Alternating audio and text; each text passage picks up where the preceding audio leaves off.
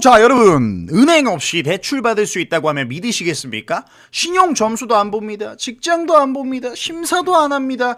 이게 현실에서 지금 일어나고 있습니다. 오늘은 바로 그 디파이 알아보겠습니다. 너 누구야?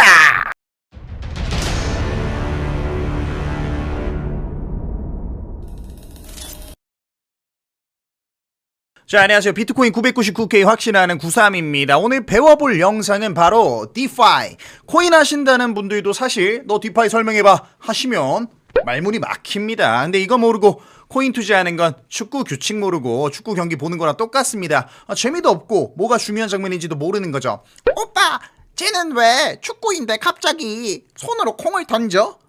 재미없죠? 오늘 이 영상 하나로 완전히 정리해드리겠습니다. 끝까지 보시면 코인 시장 보는 눈이 달라지실 겁니다. 자, 디파이 설명 전에 질문 하나 드리겠습니다. 은행이 하는 일이 뭡니까? 돈 맡아주고, 빌려주고, 바꿔주고, 이자 줍니다. 근데 이자도 떼가요. 그게 답니다. 근데 이 모든 과정에 항상 누군가가 끼어있죠. 은행 직원, 심사 담당자, 창구 직원, 콜센터, 지점장의 승인, 이 사람들 월급도 줘야 돼요. 그 건물 유지비도 내야 돼요. 그 비용들을 충당을 하면 우리 소비자들에게 이 수수료를 뜯어서 이 사람들한테 충당을 해줘야 된다는 거죠. 직접적으로 우리의 돈을 내야 되는 겁니다. 그래서 디파이는 이 질문 하나에서 시작됐습니다. 이 인력과 노동값을 코드로 바꾸면 어떻게 될까? 그게 답니다. 은행이 하던 일을 코드가 대신하게 됐습니다. 그게 바로 디파이입니다. 자, 비유 드릴게요. 비유. 자, 띄워주세요. 뿅! 자, 요 자판기에서 1,000원 넣고 콜라 버튼 누르면 콜라가 나옵니다. 직원이 없어도 돼요. 이 사람 콜라 마실 자격이 있냐? 야, 이 사람 콜라 마시고 안 갚은 적 있냐? 이런 까다로운 심사 없습니다. 영업시간도 없어요. 24시간 돌아갑니다. 더 쉽게 설명드릴게요. A few moments later. 자, 잠깐 멈췄다가 방금 콜라 사왔습니다. 제가 예시를 쉽게 드리려고. 자, 쉽게 설명드릴게요. 나에게 이 콜라가 있습니다. 콜라가 있어요. 제가 그 콜라를 자판기에 직접 넣어요. 이렇게. 자판기에 제가 직접 넣었습니다. 방금 자판기 넣은 거 보셨죠? 지나가던 누가 이 돈이 있어요. 돈이. 그래서 이 콜라를 사 먹고 싶어서 돈을 내고 콜라를 먹습니다. 콜라를 갖고 왔어요. 그럼 나는 이 콜라를 빌려준 그 사람에게 수수료를 받게 되는 거죠. 그럼 제가 더 콜라를 이쪽에 많이 채운다? 자판기에 콜라를 많이 채운다? 그만큼 더 많은 수수료가 나에게 들어옵니다. 근데 어느 날 내가 그 자판기에서 콜라를 먹고 싶어서 내 돈을 다시 이렇게 집어넣습니다. 콜라가 그리고 이렇게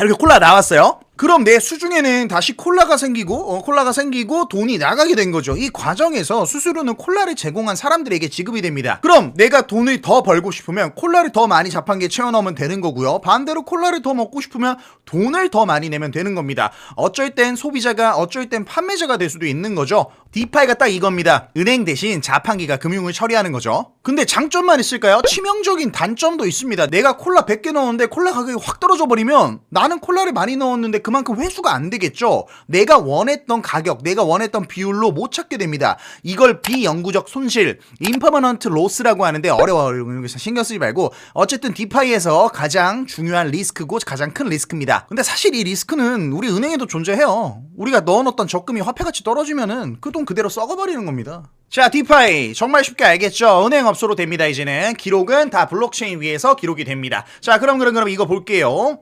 이 기관 모르실 건데 BIS 국제결제은행입니다. 전 세계의 중앙은행들의 중앙은행입니다. 쉽게 말하면 금융세계 반장입니다. 이 BIS가 디파이 논문을 냈습니다. 이게 왜 중요할까요? BIS는 코인을 응원하는 기관이 아니에요. 전통 금융의 심장부입니다. 그런 곳이 디파이를 공식적으로 언급하고 연구했다는 건 이거 무시할 수 없다. 굉장한 거다. 이렇게 인정한 겁니다. 자, 또 하나 비유 드릴게요. 맥도날드가 비건 버거 연구 논문을 썼어요. 맥도날드가 고기 안 판다는 게 아닙니다. 비건 시장이 너무 커지니까 연구는 해야 되겠고 그래서 논문을 하나 쓴 겁니다. BIS가 지금 딱 그 상황이고요. 디파이 좋아해서 연구한 게 아니고 너무 커지니까 어떻게 규제해야 될지 어떻게 연결해야 될지 고민하는 겁니다. 자, 기관이 들어오려면 먼저 연구를 해야 되고요. 규제 프레임을 세우고요. 그 다음에 돈이 들어오겠죠. 그만큼 지금 BIS가 그 첫 번째 단계를 하고 있는 거고 그만큼 디파이 시장이 중요하고 앞으로 더 성장을 한다는 겁니다. 자, 그럼 디파이 관련해서 또 하나 설명을 드리면 블록체인은 도로예요. 도로. 스마트 컨트랙트는 그 위에서 올라가는 자동 기계들이고, 유동성 풀은 돈이 모여있는 저수지, 스테이블 코인은 저희 배웠던 거죠. 그 도시 안의 현금입니다. 디파이는 이 위에서 돌아가는 은행, 거래소, 대출 시장인 거죠. 근데 이 비유가 어렵잖아요. 그래서 비유 안 해도 돼요. 실제로 돌아가고 있습니다. 이더리움이라는 블록체인 위에 지금 이 순간에도 대출이 일어나고 있고요. 코인 교환이 일어나고 있고 이자가 쌓이고 있습니다. 회사가 운영하는 게 아니에요. 이 코드가 운영합니다. 24시간 아무도 끌 수 없고 아무도 막을 수 없습니다. 하지만 누구나 참여를 할 수 있습니다. 이게 디파이입니다. 자, 디파이 이해됐죠? 조금 어려우시면 저한테 이 댓글 남겨주세요. 제가 정확하게 알려드리겠습니다. 근데 자, 이 디파이가 지금 이더리움 활동량에서 디파이가 역대 최고입니다. 최고! 가장 많다고 합니다. 근데 가격은 이 고점 대비 반토막 나 있죠? 이게 무슨 뜻이냐면 생태계는 살아있는데 시장이 아직 그 가치를 가격에 안 넣었다라는 겁니다. 디파이가 커질수록 블록체인 전체 신뢰가 올라가고 그 신뢰의 최종 수혜자는 결국 뭐 비트코인, 이더리움, 솔라나 이런 코인들이겠죠. 자, 그러면 오늘 한 줄 요약할게요. 디파이만 알려드리면은 오늘 영상은 끝납니다. 은행이 하던 일을 코드가 대신하는 시대, BIS가 연구하고 미국이 법 만드는 시대, 이 흐름의 끝에 우리의 코인들이 서 있고, 디파이는 시간이 지나면 지날수록 스테이블 코인처럼 계속해서 상용화되며 너도 돈을 벌 수 있고 나도 돈을 벌 수 있는 이런 대출이 가능한 은행 시장이 만들어지고 있습니다. 그렇기 때문에 저는 여전히 확신합니다. 비트코인 999K 갑니다. 감사합니다. 93이었습니다. 다음 영상에서 뵐게요.